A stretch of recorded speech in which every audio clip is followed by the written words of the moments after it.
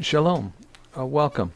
I'm Rabbi Scott with Beth Yeshua Messianic Synagogue in Fort Myers, Florida. We are reissuing the Revelation series that was taught by Rabbi Jim Pickens here at Beth Yeshua over the course of the last 2 years or so. We feel these messages are especially relevant in these tumultuous times, and we hope and pray that Adonai uses them to strengthen you and to encourage you. If you are currently a supporter of this ministry, we would like to say thank you. We appreciate your partnership with us as we all labor together in the work of the gospel of Yeshua in the kingdom here on earth.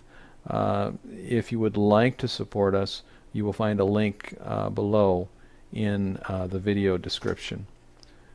Once again, we hope that this is a blessing to you. If you have any questions, you will find an email address. If you have any dialogue or discussion, you'll find an email address in the video description below. Please reach out to us. We'd love to hear from you.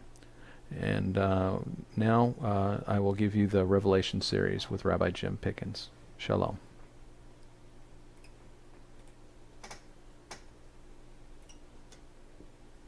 Shalom. I'm Rabbi Scott.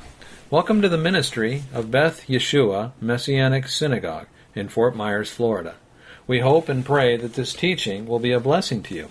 If you would like to support our ministry, please go to our website, www.bethyeshuafla.com, to donate online, or we can accept your donation over text. Please text the word GIVE to the number 239-747-7526. Thank you for your support. Blessings and shalom. Tonight, we're going to finish our Revelation study. This is lesson number 92. But to finish it, we've got to start.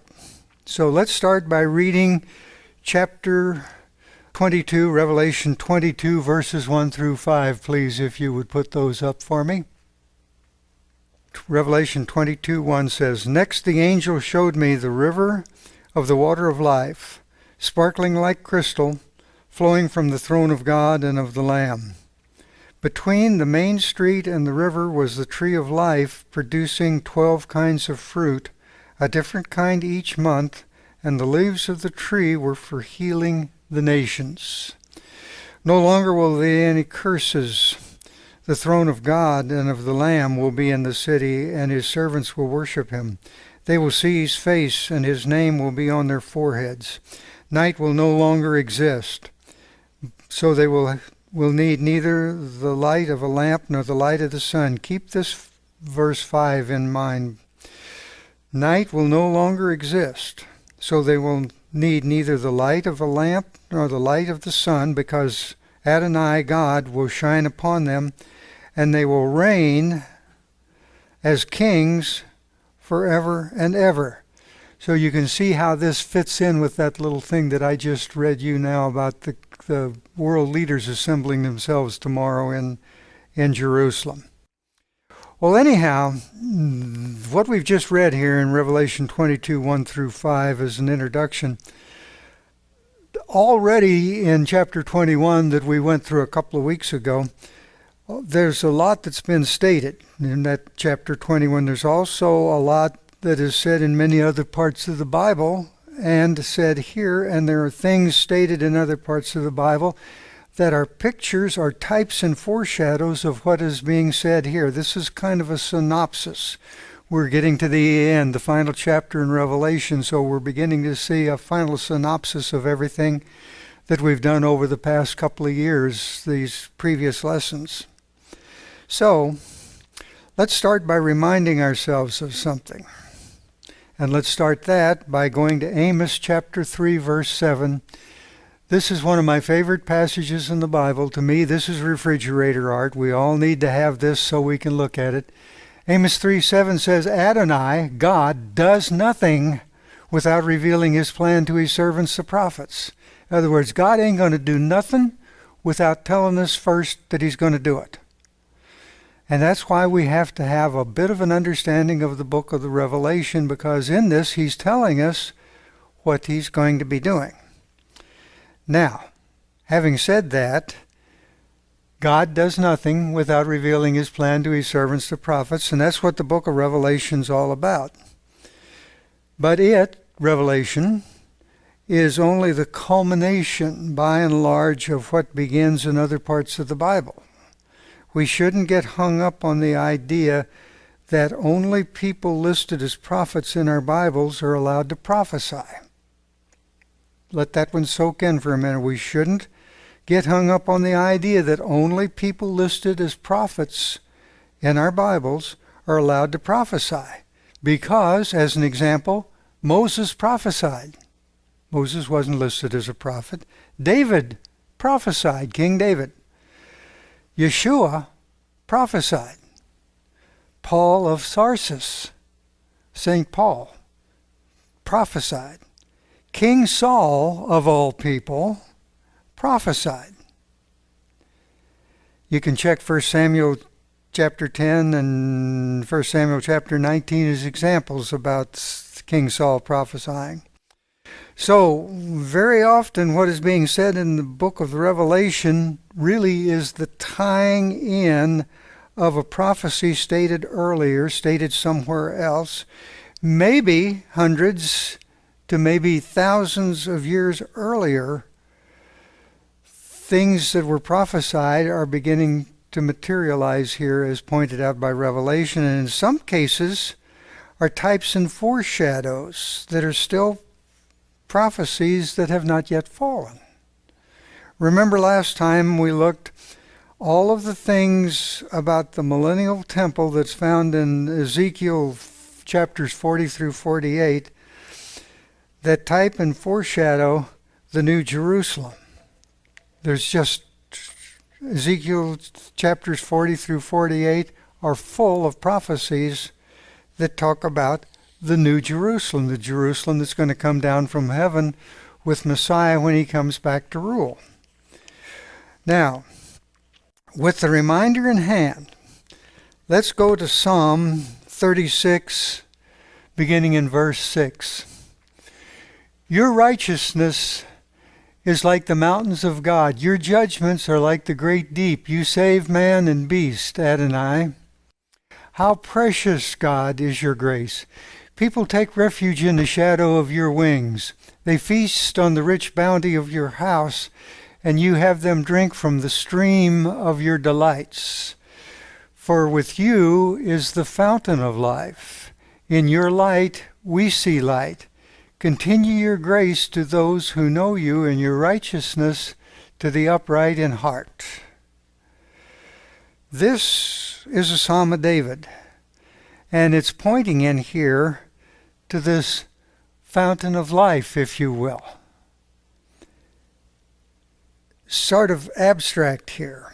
So the question becomes, what is the fountain of life? Well, think about what the function of a fountain is. Just to begin this, a fountain is a source of water.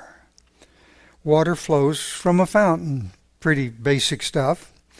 In the case where we've just read in Revelation 22:1, the fountain of the water of life is the throne of God and of the Lamb, and a river, as we're going to see a little later on, of water of life flows from it.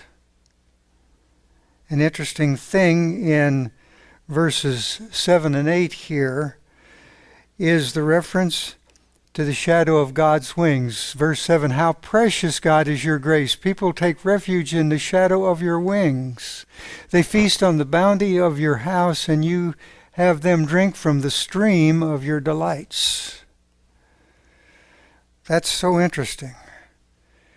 People can take refuge and are given to drink from the fountain of life. For with you, in verse 9, for with you, speaking of Adonai, is the fountain of life. In your light we see light. In Malachi 3:20, or some of your translations will have it as 4:2, it says, but you who fear my name, the Son of Righteousness will rise with healing in its wings. Now, that's not projected anywhere for you. This is just a piece that I'm reading out of Malachi 3:20. But to you who fear my name, the Son of Righteousness will rise with healing in its wings. Wings is interesting in both Psalm 36 and Malachi 3. It is, in both instances, a future picture of Messiah. It is representing the Messiah that is coming, has come once. Messiah Yeshua is coming again. We can take the healing in its wings to the woman with the issue of blood in Luke 8:43 and 44 that knew that if she could reach out and grasp hold of the tzitzis of Yeshua's garments, she would be healed. That woman knew, if I can just touch him, I will be healed.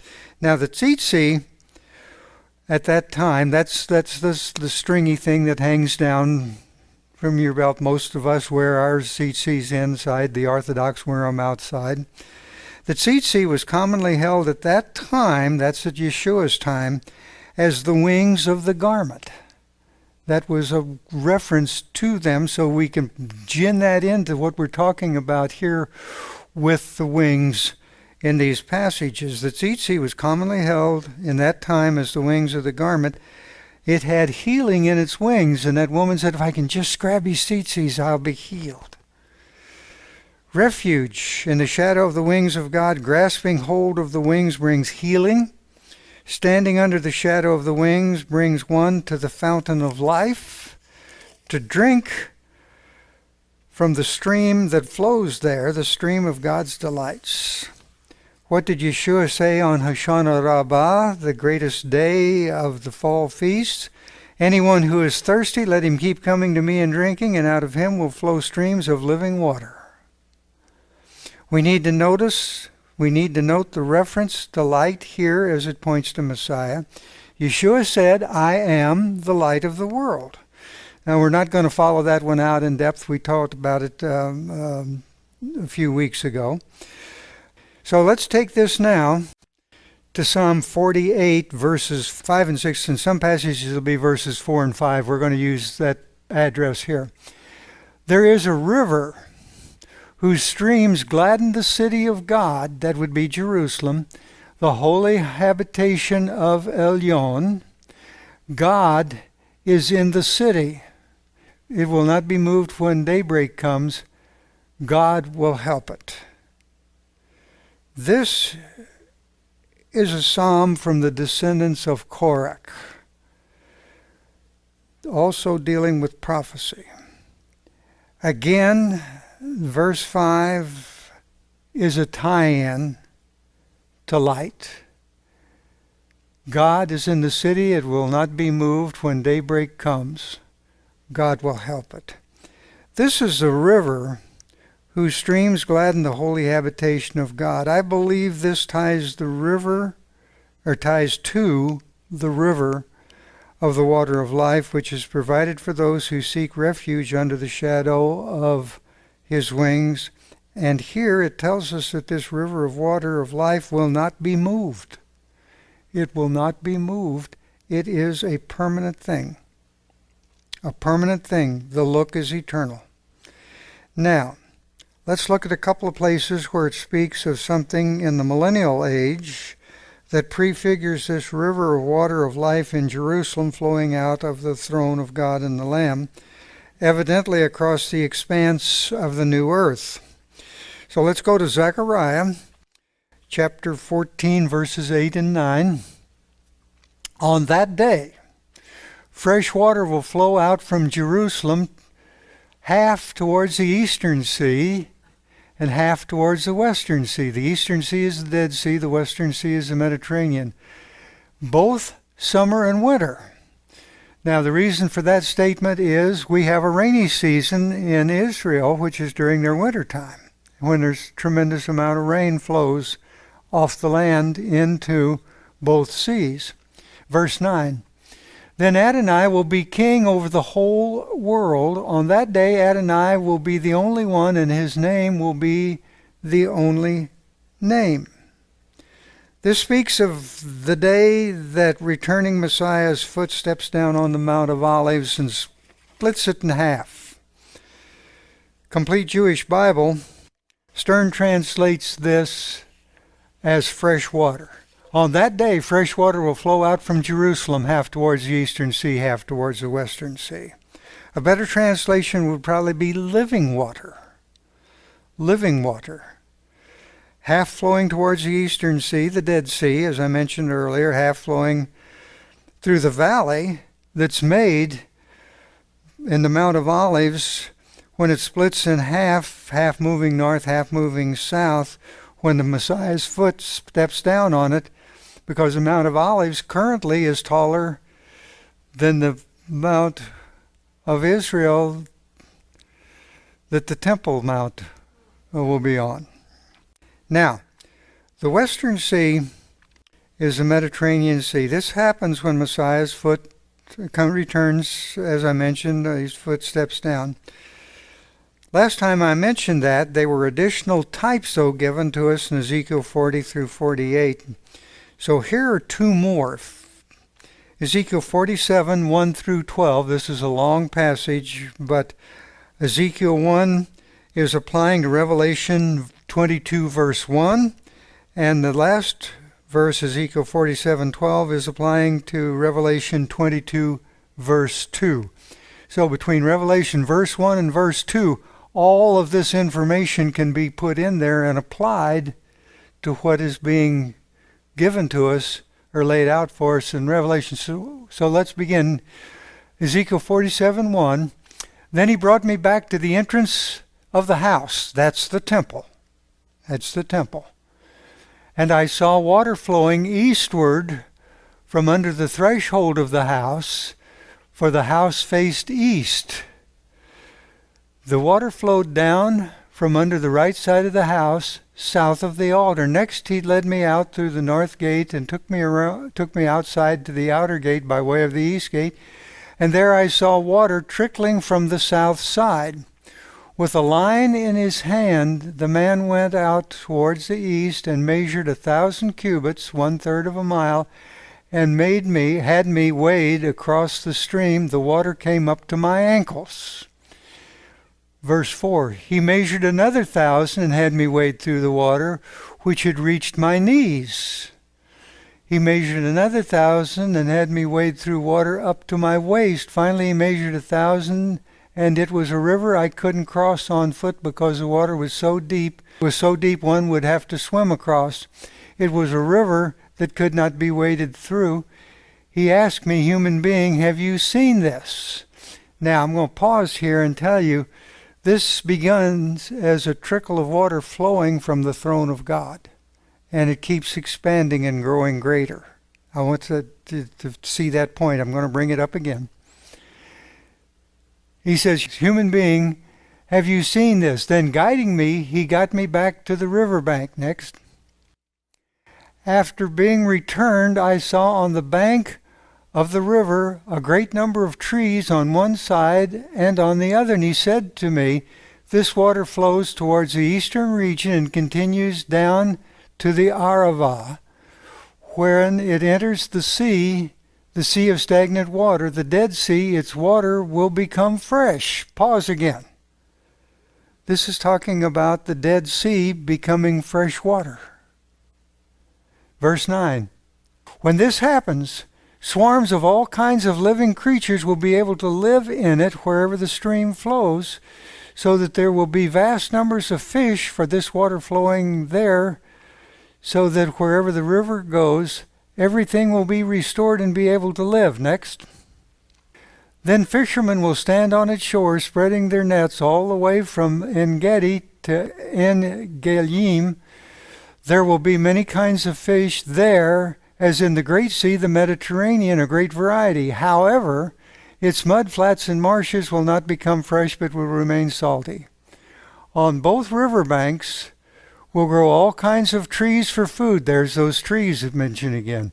Their leaves will not dry up, nor will their fruit fail. There will be different kinds of fruit each month because the water flows from the sanctuary, so that this fruit will be edible and the leaves will have healing properties. Now, that is all the information we need to pack in between Revelation chapter 12, verses 1 and verses 2. The house mentioned here in verse 1 is the temple, as we mentioned. Under description in these verses 40 and 48 of Ezekiel, the temple that Messiah will rule from. That's the temple that's being spoken of. Not only the temple of Ezekiel, but the temple spoken of as Ezekiel is not the temple, first temple or second temple, but it is the temple that Messiah coming back in our future will rule from, the temple that's going to be built to replace the false temple that's going to go up, and that's again a whole nother thing. In the simplest description, we might say the water flowing out from Messiah's throne is the water of life will flow out from the throne of God and the Lamb in Revelation 22:1. That's a picture for us. There's all kinds of pictures of this, but that's what the simplest description we might say is the water was flowing out from under Messiah's throne as the water of life will flow out from the throne of God and the Lamb as they come back. This stream of water that begins as a trickle at the source is followed as it moves away. First it's ankle deep, then it's knee deep, then it's waist deep, then too deep to cross. A mighty river multiplying itself as it moves outward from Messiah. Where can we take this? How about let's take it to the feeding of the 5,000 with 5 loaves and 2 fish. Same premise. Same premise. We've got a trickle of water coming out from the throne of Messiah and God in the temple, yet it ultimately will be enough for everybody that needs the water of life to be able to have some and participate in it. Just like the feeding of the 5,000 with 5 loaves and 2 fish. 5 loaves and 2 fish, and you got 5,000 people, yet they all ate and were satisfied when you read that parable. What Messiah gives will be sufficient for all who come to him. What Messiah gives at his return will be sufficient for all who come to him. That's the picture that we're being given. Now this flows into the Dead Sea, which then teems with life. That's a picture for us of resurrection coming. The Dead Sea, if you will, is resurrected to life and teems with life. In Messiah, the dead will be made to live again. The world will teem with life from the dead. From what is poured out from Messiah comes life, the river of the water of life, if you will. And then, Ezekiel 47:12, on both riverbanks will grow all kinds of trees for food. Their leaves will not dry up or their fruit fail. Wow. There will be a different kind of fruit each month because the water flows from the sanctuary, so this fruit will be edible and the leaves will have healing properties. Take this to Revelation 22:2, please. Between the main street and the river was the tree of life, producing 12 kinds of fruit, a different kind every month, and the leaves of the tree were for healing the nations. Nothing, almost nothing, in Revelation actually begins in Revelation. Ezekiel 47:12 is in Revelation 22:2. Now, that's a pretty good type and foreshadow that's found in Ezekiel 47 verses 1 through 12. Because of the healing, there will be no more curses. There will be no more curses. Look at this. Revelation 22:3 and 4, please. No longer will there be any curses. The throne of God and the Lamb will be in the city, and his servants will worship him. They will see his face, and his name will be on their foreheads. The throne of the Lamb and God will be in the city. That apparently speaks of 2 distinct identities, right? The throne of God and the Lamb will be in the city. That apparently speaks of two distinct entities, right? But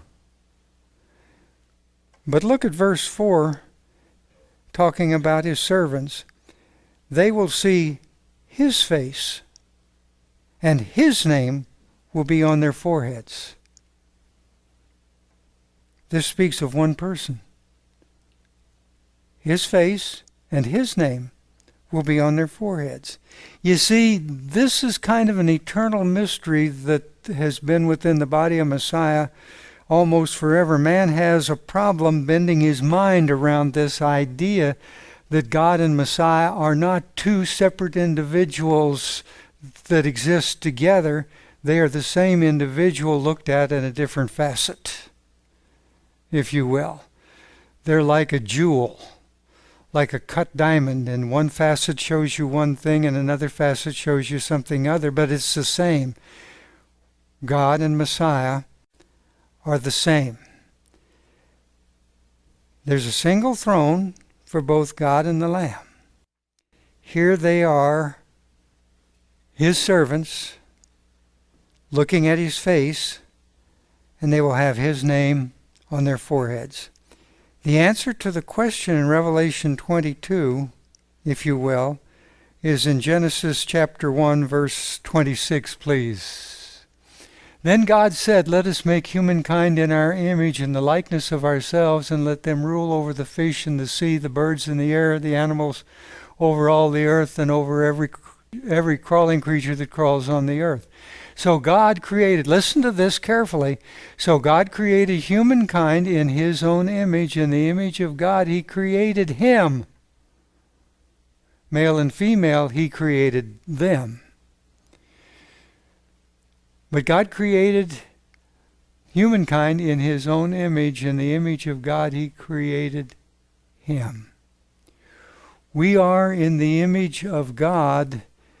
No matter what facet God takes, we are, as originally created in his image. With the fall of man, all of that went away. We simply became what we're looking at here before us now. Let us make mankind in our own image. So God created humankind in his own image. God is complex. God is complex. He might be manifested in us in different ways. I believe he is very often manifested in us different ways. But he is one. He is one. Mark this spot in your scripture, if you will. It's something that you can spend a lot of time studying on. But we got to move ahead, because I'm only up to page 6 in my notes. Revelation 22:5, please. Night. We've changed our subject here. We're moving in a different direction. Night will no longer exist. So, this is at the end of the age when Messiah returns. Night will no longer exist, so they will need neither the light of a lamp nor the light of the sun, because Adonai, God, will shine upon them, and they will reign as kings forever and ever.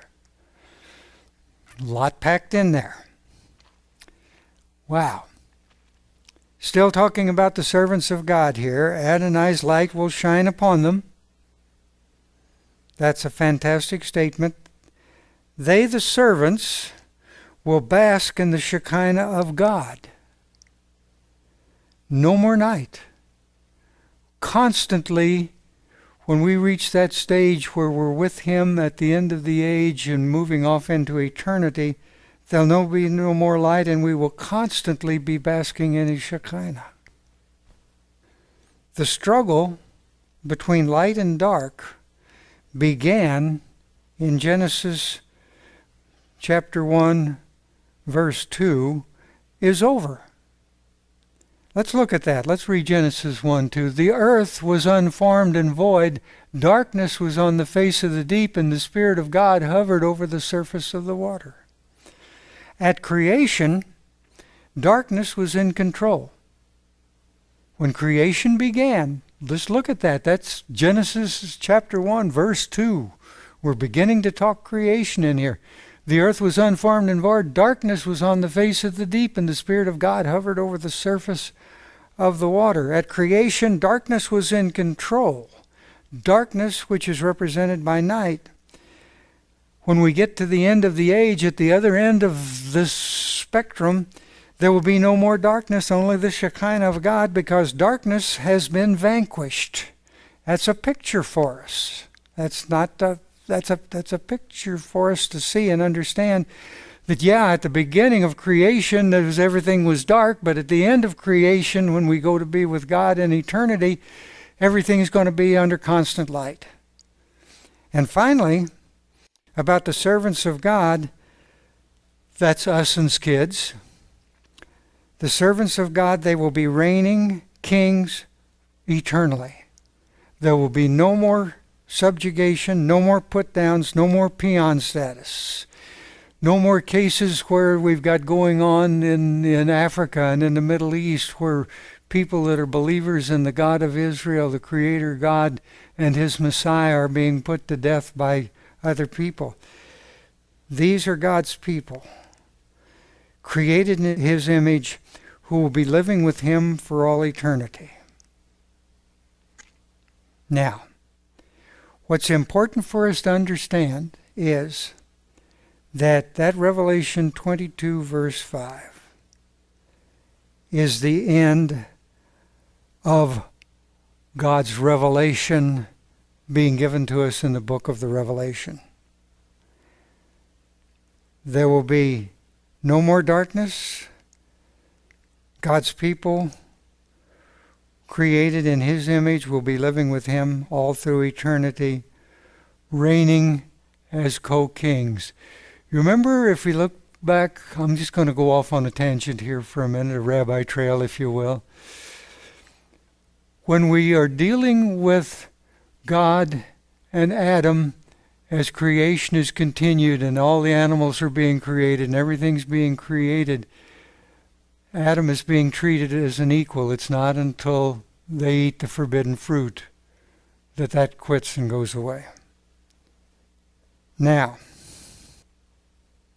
beginning with verse 6, Revelation 22:6, John enters into the epilogue, if you will, of the book of the Revelation. This chapter 22:5 is the conclusion. So, let's move ahead. The angel still speaking to John, Revelation 22:6 and 7. Then he said to me, "These words are true and trustworthy. Adonai, God of the spirits of the prophets, sent his angel to show his servants the things that must happen soon. Look, I am coming very soon. Blessed is the person who obeys the words of the prophecy written in this book." In verses 6, 7, 10, and 12, we encounter, now we've looked at 6 and 7, but also in 10 and 12, we encounter the word soon, very soon, near, and soon. This repetition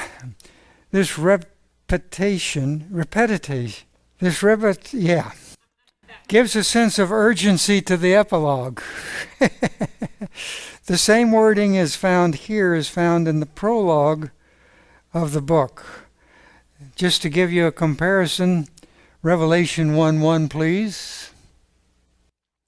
This is the revelation which God gave to Yeshua the Messiah so that he could show his servants what must happen very soon. Aha! He communicated it by sending his angel to his servant John, Yochanan. When compared to verse 22:6, we find the same sense being repeated. These words are trustworthy and are true, are repeated. The angel repeating what the one sitting on the throne has said. A confirmation, if you will, that these revelations are coming from the throne of God, indeed from God's himself. Then the words indicating that what has been revealed to John must happen soon.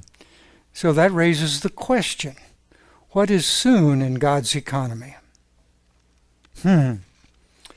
Well, each individual's die, each of us as individuals, our die is cast. A die is what forms us. A die is what you pour metal into if you're going to form an image of a lead soldier or a tin soldier or something. Each of us is formed by a die that we're cast into, if you will. And this is the things that happen to us all through our life and at the end of each lifetime. So, this could happen to each of us individually at any time during that lifetime, and that could be soon as far as what we are being created to be, how we are being created, what we are ultimately going to end up as. Because when we die, we're either set to be eternally in God's presence or eternally not in God's presence. The best of us today will not make it much past 100. Most of us significantly less. And then there's the end of time itself. The day of Jacob's trouble is hanging out there. Give or take, we're 2,000 years closer to the day of Jacob's trouble than when John wrote this down. And my thinking is that this soon most likely concerns the individual at whatever point he or she falls into history as far as our life and the completion of our life is concerned, as well as the end of time itself, when we will then all be recalled. Because each of us is going to be judged on the net sum of our lives as those lives ended. That will be what we will be judged on, what our life was right up until the very end of our life. Blessed is the person who obeys the words of the prophecy written in this book, keeps this to a more personal time factor. Now then, in fact, that statement, blessed is the person who obeys the words of this prophecy, leads to a lot of ramifications because of people's actions concerning it. If we looked ahead to verse 10, it tells us, well, it tells John and us, don't seal up the words of this book. Don't seal up the words of this book. In other words, don't close this book and not study it and not read it and not work on it.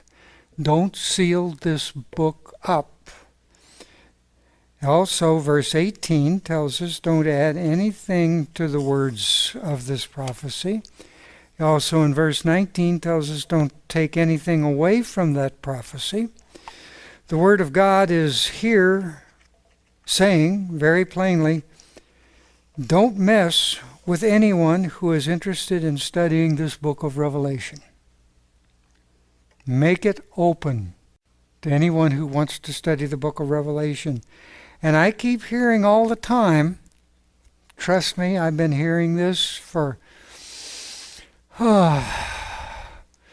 probably 65 of my 74 years, 84 years, 74 of my 84 years, I guess I should say at this point. I keep hearing all the time people saying to other people, don't bother to try and study the book of Revelation, it can't be understood. Baloney. We've just been through 69 studies, and everybody that's been all the way through this has got an overview of the book of Revelation. You know, it can be understood. But if a person is told that it can't be understood, don't bother to study, that's encouraging a person to forego a blessing. But worse than that, for the giver of such advice, Scripture tells us it brings them a curse because they, in effect, seal up the words by telling someone not to study this. They can't understand it. If that person that's told this forgoes their study because of that advice, they have had the book of Revelation sealed up for them. Revelation 22, verse 8, please. Then I, John, the one hearing and seeing these things, when I heard and saw them, I fell down at the feet of the angel showing them to me. But he said to me, don't do that. I'm only a fellow servant with you and your brothers, the prophets, and the people who obey the words in this book. Worship God. This is not talking about the Bible as a whole. This is talking about Revelation, I believe. Then he said to me, don't seal up the words of the prophecy in this book, because the time of their fulfillment is near. Acts chapter 10, verse 25. As Kepha, Peter, entered the house, Cornelius met him and fell prostrate at his feet. But Peter pulled him to his feet and said, stand up, I myself am just a man. Peter has just come to Cornelius' house when this happens, under the guidance of the Holy Spirit. Cornelius, in his excitement at meeting a disciple of Yeshua, falls back to his pagan experience. And Peter says, don't do that. Don't fall down in front of me. I'm just a human being. Take this to Colossians 2:18, please. Don't let anyone deny you the prize by insisting that you engage in self-mortification or angel worship. Such people are always going on about some vision they've had, and they vainly puff themselves up by their worldly outlook. The angels, as the angel just said, they're also created beings. Worship of a created being is idolatry, which brings a person into condemnation, and most likely the one who would let it continue as well for promoting idolatry. The angel identifies himself as a fellow servant, and this is an impressive listing. Revelation 22:9 is going to give us something fantastic.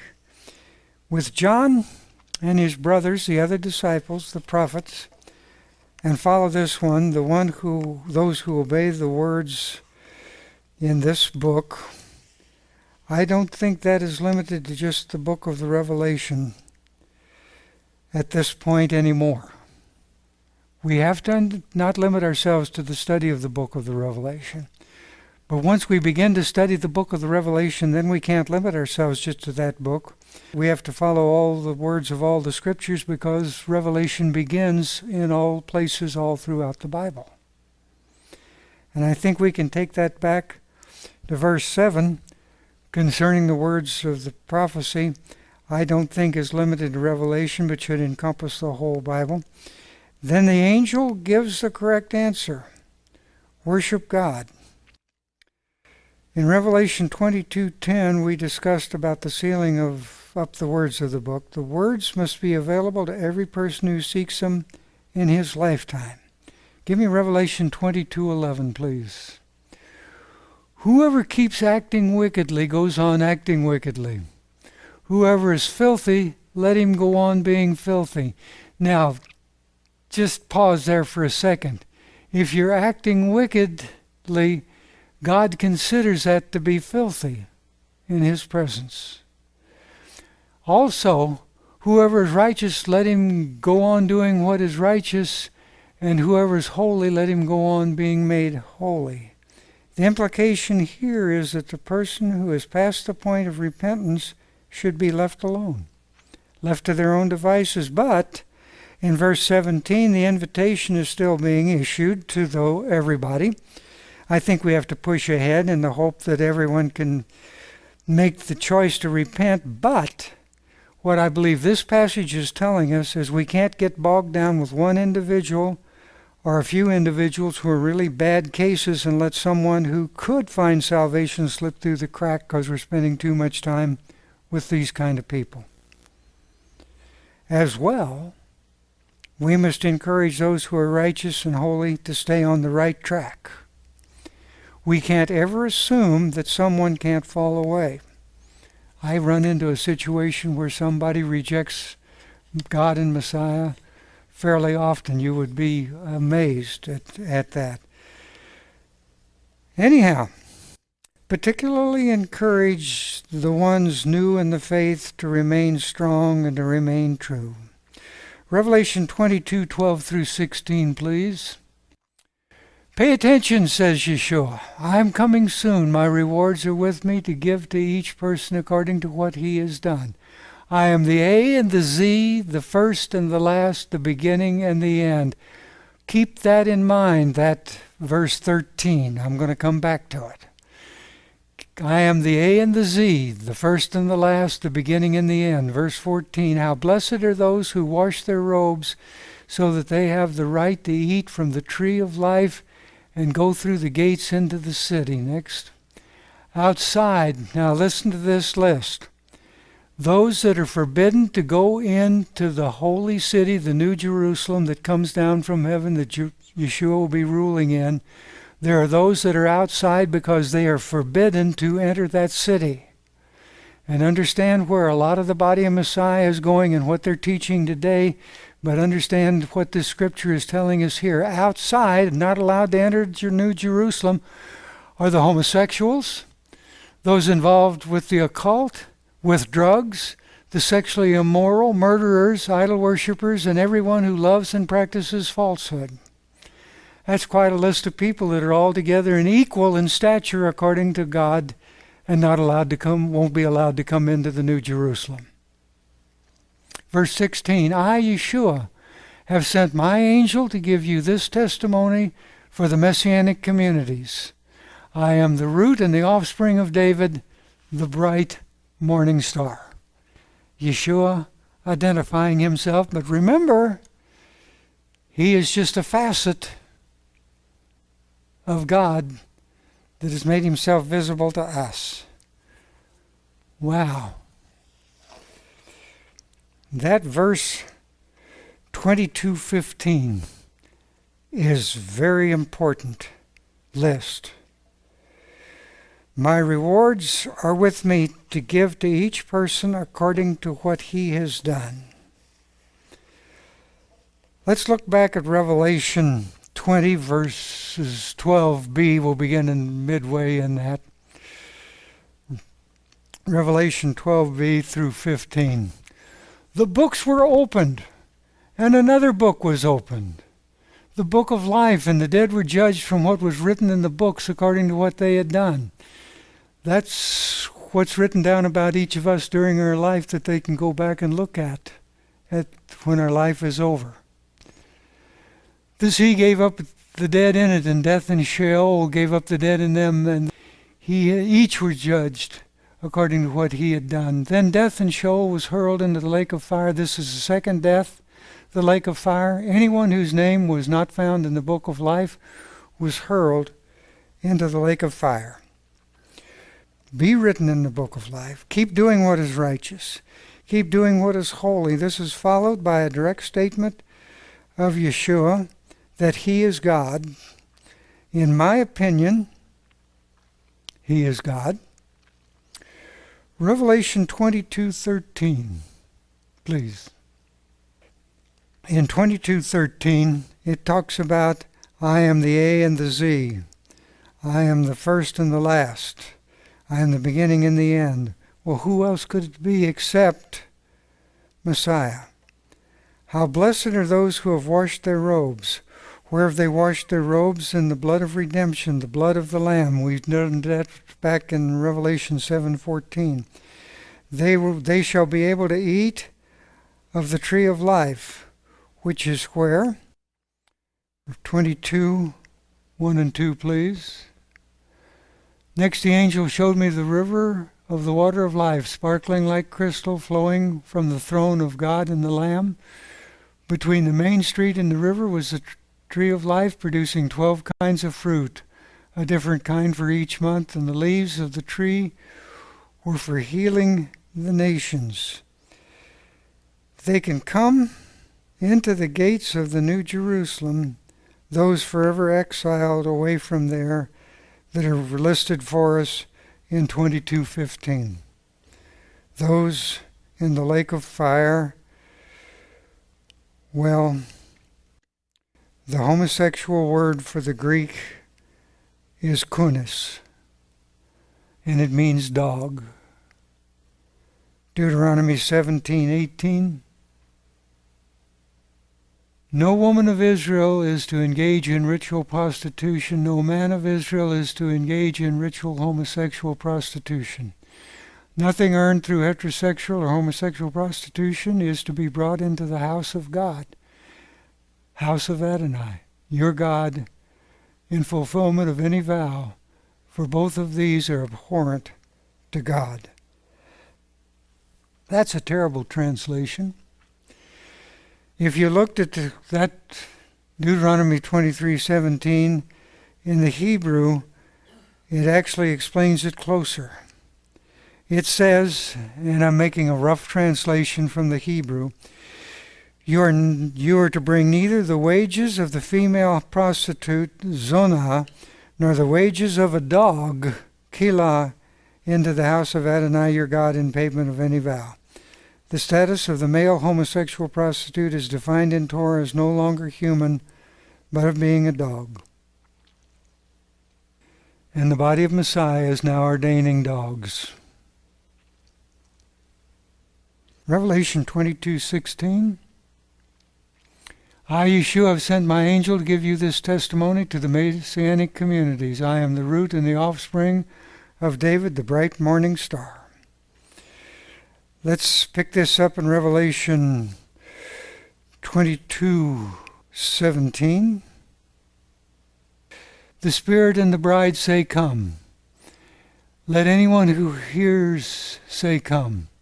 Let anyone who is thirsty come. Let anyone who wishes take the water of life free of charge. And let the final words that we've just read here close this out.